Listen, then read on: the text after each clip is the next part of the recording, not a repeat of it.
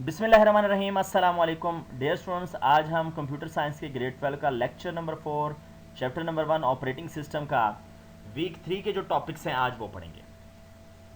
आज के हमारे टॉपिक्स में किसी भी प्रोसेस के वेरियस स्टेट्स के बारे में सबसे पहले हम पढ़ेंगे और इसके साथ साथ हम इस चैप्टर को भी आज फिनिश करेंगे। याद रखें, हमने स्टूडेंट्स पिछले लेक्चर में पढ़ा था कि प्रोसेस क्या होता है। कोई भी सेट ऑफ इंस्ट्रक्शंस, कोई भी प्रोग्राम जो कि प्रोसेसर उसको प्रोसेस कर रहा हो, एग्जीक्यूशन कर रहा हो, वो प्रोग्राम एग्जीक्यूशन में हो, उसको हम प्रोसेस कहेंगे। अब वो प्रोसेस हमारे पास डायरेक्ट एग्जीक्यूशन में नहीं आता, वो डिफरेंट स्टेट से गुजर कर एग्जीक्यूशन में आता है, फिर वो एंड होता है। इसके साथ साथ मैंने पिछली बार ये भी आपको बताया था पिछले लेक्चर में कि हम देख सकते हैं कि हमारे पास प्रोसेसेस चल रहे हैं, कितने प्रोसेसेस चल रहे हैं। अगर हम विंडोज़ की डेस्कटॉप पे मौजूद टास्क बार, जो कि सबसे बॉटम पे हॉरिजेंटल बार होती है, जिसको टास्क बार कहा जाता है, उस पर अगर हम राइट क्लिक करेंगे तो हमारे पास एक मेन्यू अपीयर होगी। उसमें अगर हम स्टार्ट टास्क मैनेजर करें, एक विंडो अपीयर होगी जिसमें हमारे पास सेकंड टैब में प्रोसेसेस लिखा होगा। अगर हम उस प्रोसेसेस के टैब पे क्लिक करेंगे तो हमें नजर आएगा कि बहुत सारे प्रोसेसेस चल रहे होंगे। इवन यहाँ तक कि अगर आप कुछ भी नहीं कर रहे अपने कंप्यूटर पे, कुछ भी नहीं ओपन किया हुआ, कोई एप्लीकेशन नहीं ओपन की हुई, कोई प्रोग्राम ओपन नहीं किया हुआ, डेस्कटॉप खाली है, सिर्फ स्क्रीन पे आपके कुछ आइकन नजर आ रहे हैं डेस्कटॉप पे, तो तब भी बहुत सारे प्रोसेसेस चल रहे होंगे। सो हमारे पास आज के पहले टॉपिक में, जिसमें हम पढ़ेंगे कि प्रोसेस कितने स्टेट से गुजरता है या गुजर सकता है। हमारे पास प्रोसेसेस के 5 स्टेट्स बताए गए हैं। इसमें सबसे पहला स्टेट है न्यू स्टेट, यानी सबसे पहले हम किसी भी प्रोसेस को क्रिएट करते हैं। हमारा ऑपरेटिंग सिस्टम उसको क्रिएट करता है, जैसे उसने क्रिएट किया वो प्रोसेस बना, अब वो सिर्फ न्यू स्टेट कहला रहा है कि ये प्रोसेस न्यू स्टेट में है, बिल्कुल इसकी फ्रेश स्टेट कंडीशन आई हुई। अब इस न्यू स्टेट ने अगले स्टेट में जाना होता है, जिसको कहते हैं रेडी स्टेट। न्यू स्टेट से वो रेडी स्टेट में आता है, इसका मतलब है वो एडमिट हो चुका है एक क्यू में, अपनी बारी का इंतज़ार कर रहा है मेमोरी में। जब वो रेडी स्टेट में आता है, वो एक क्यू में अपना इंतज़ार कर रहा होता है, किस चीज़ का? प्रोसेसर का। किस चीज़ का? कि वो रनिंग स्टेट में जाए। अब वो सबसे आखिर में है, इससे पहले जितने भी प्रोसेस मौजूद हैं रेडी स्टेट में, उन सब की बारी चलती जाएगी, वो रनिंग स्टेट में जाएंगे। जैसे ही हमारे पास लास्ट, जो हमने कह रहे हैं कि वो क्यू में इंतज़ार कर रहा है, वो प्रोसेस की बारी आई, वो प्रोसेसर को असाइन हो जाएगा। याद रखें, ऑपरेटिंग सिस्टम इस रेडी स्टेट से रनिंग स्टेट में आपके प्रोसेस को लेके जाता है। जैसे ही वो रनिंग स्टेट में जाता है, इसका मतलब हो गया कि उसे प्रोसेसर मिल गया है और प्रोसेसर अब उस प्रोसेस को एग्जीक्यूट कर रहा है, यानी रन कर रहा है।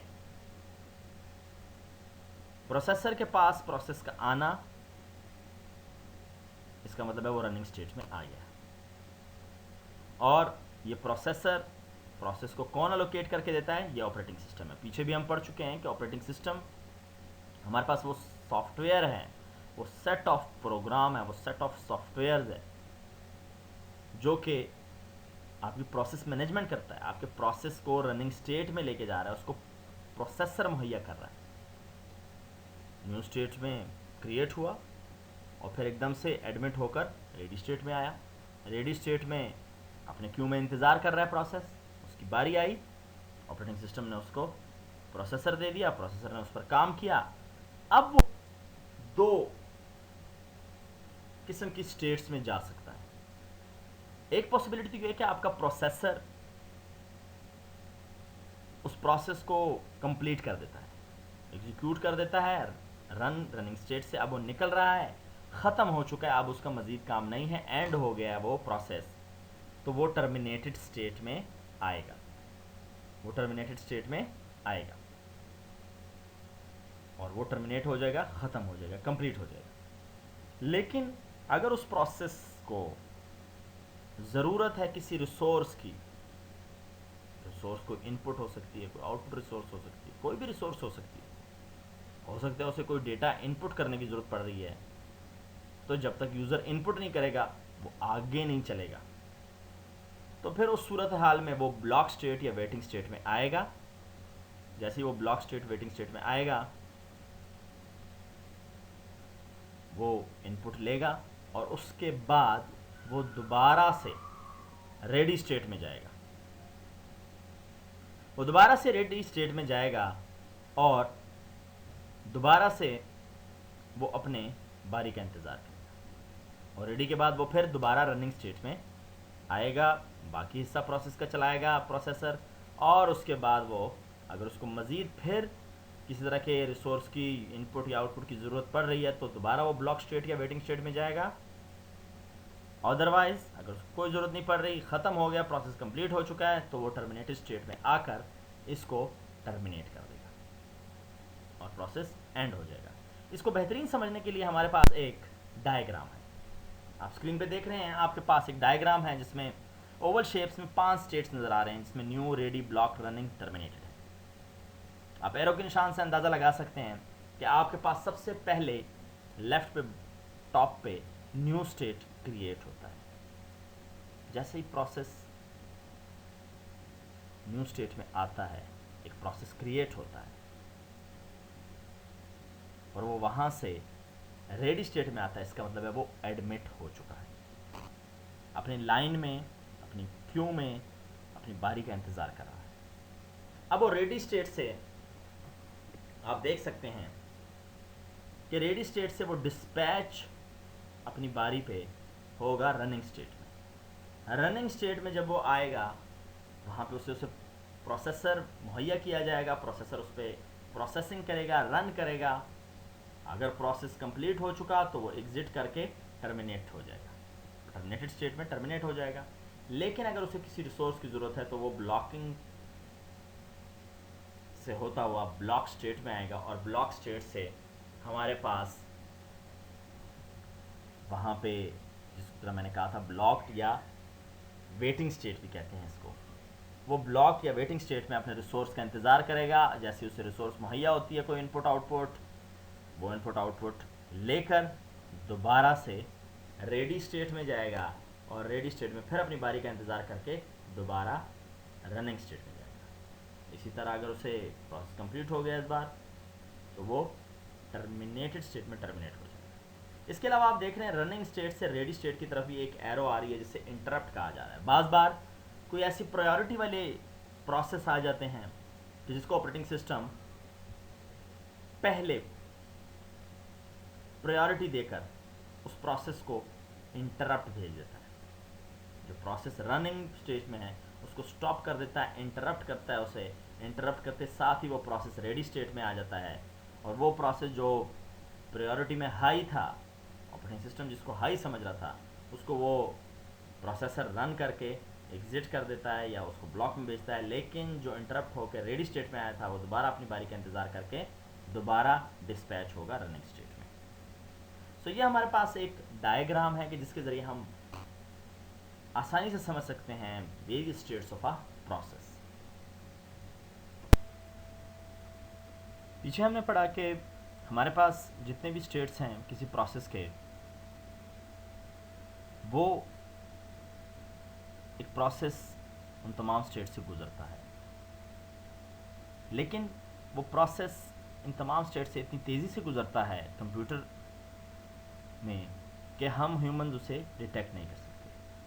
हम नहीं देख सकते कि एक प्रोसेस, हम सेंस नहीं कर सकते कि एक प्रोसेस न्यू में से होता हुआ रेडी स्टेट, रेडी से होता हुआ रनिंग, और रनिंग से होता हुआ टर्मिनेटेड या ब्लॉक, ब्लॉक से रेडी, और रेडी से रनिंग होता हुआ टर्मिनेटेड स्टेट में आ गया।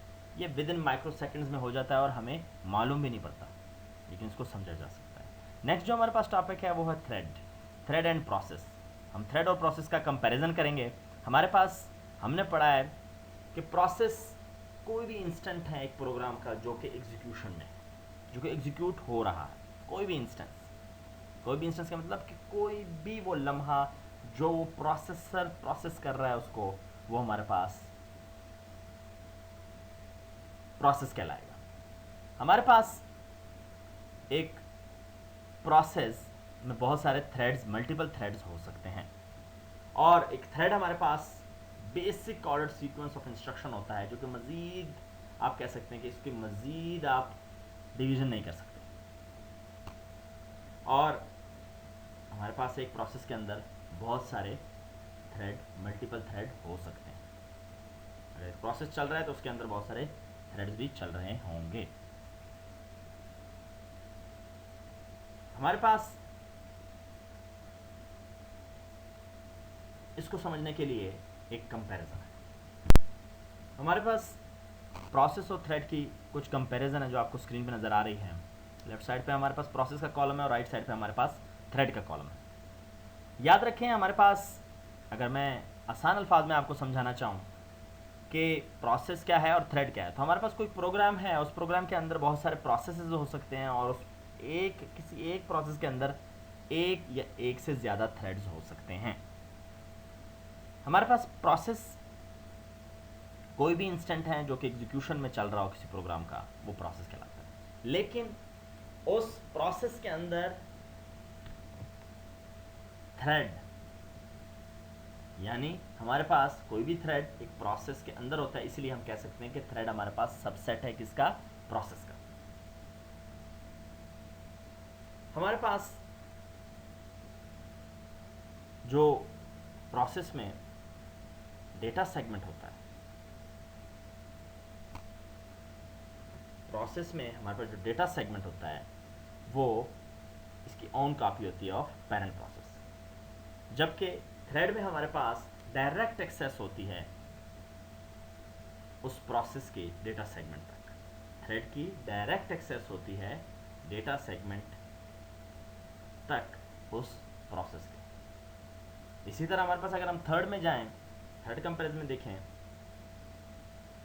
याद रखें, अगर कुछ भी चेंज किया जाए, कुछ भी चेंज किया जाए किसी एक प्रोसेस में, तो उसी प्रोग्राम के बाकी प्रोसेसेस पर उसका कोई असर नहीं पड़ता। लेकिन अगर हम किसी भी एक थ्रेड को चेंज करें, एक प्रोसेस में बहुत सारे थ्रेड हैं, एक थ्रेड को मैंने चेंज किया, तो उसका असर, उसका बिहेवियर, उसके इफेक्ट जो है वो बाकी थ्रेड्स पर भी पड़ेगा। इसके साथ हमारे पास जो प्रोसेस हैं वो अलग अलग मेमोरी ऑक्युपाई करते हैं, सेपरेट मेमोरी स्पेसेस ऑक्युपाई करते हैं, लेकिन थ्रेड शेयर्ड मेमोरी ऑक्युपाई करता है। यानी एक ही मेमोरी है, चाहे वो 1 बाइट हो, उसमें एक थ्रेड आता है, इसी तरह दूसरा थ्रेड है तो वो भी उसी मेमोरी को शेयर कर रहा होता है। यानी अलग अलग मेमोरीज प्रोसेसेस की तरह नहीं होती। प्रोसेसेस हमारे पास कंट्रोल होते हैं ऑपरेटिंग सिस्टम के ज़रिए, जबकि थ्रेड्स एक प्रोग्रामर प्रोग्राम के ज़रिए कंट्रोल कर सकता है। इसी तरह हमारे पास प्रोसेसेस इंडिपेंडेंट होते हैं, लेकिन थ्रेड्स हमारे पास डिपेंडेंट होते हैं। जैसे हमने ऊपर पढ़ा कि थ्रेड में अगर कोई चेंज किया जाता है तो दूसरे पे उसका बिहेवियर पे, दूसरे के बिहेवियर पे उसका असर पड़ता है, अफेक्ट पड़ता है। लेकिन प्रोसेसेस में अगर कुछ चेंजेस एक प्रोसेस में की तो उसी प्रोग्राम के दूसरे प्रोसेसेस पर उसका कोई असर नहीं होता।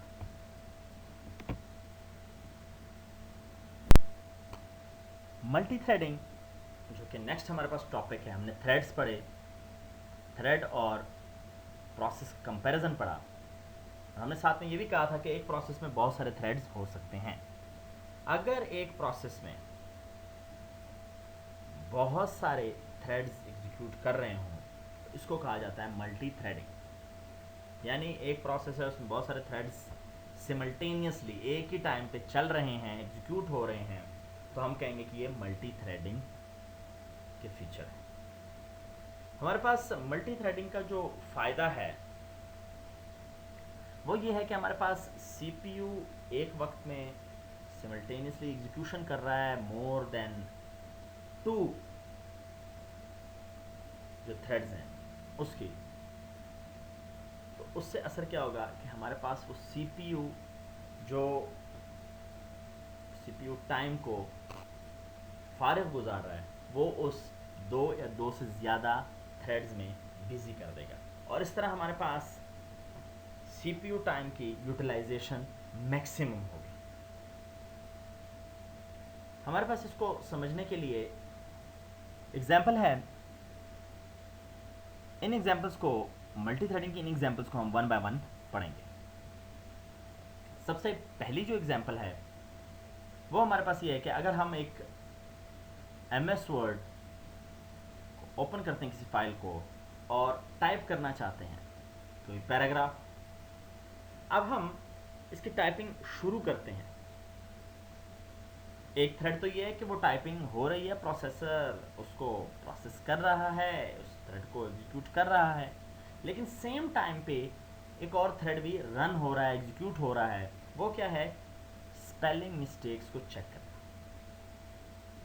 यानी हमने वो फीचर को ऑन किया हुआ है और वो फीचर ऑन होने का मतलब है कि वो एग्जीक्यूट भी हो रहा है, स्पेलिंग मिस्टेक चेक कर रहा है, और सेम टाइम पे आप टाइप करते हैं और आपको उस वर्ड की मिस्टेक बता देता है।